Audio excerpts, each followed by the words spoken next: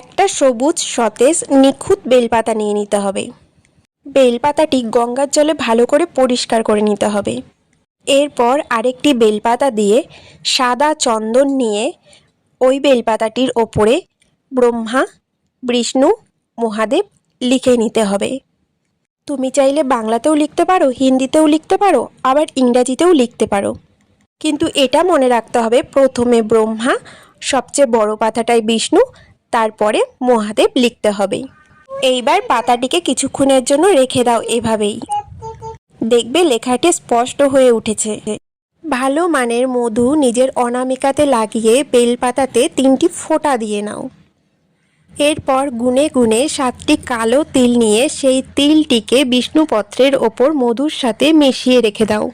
আর আজ সন্ধ্যা 7টায় এটি শিবলিঙ্গের ওপর অর্পণ করে তারপর জল নিবেদন করো। এতে করে মহাদেব প্রসন্ন হবেন এবং তোমার ওপর তার আশীর্বাদ বর্ষণ করবেন। আমি এভাবেই প্রস্তুত করে রাখলাম। আমিও প্রথম প্রহরে এভাবেই জল অর্পণ করব। ধন্যবাদ বন্ধুরা।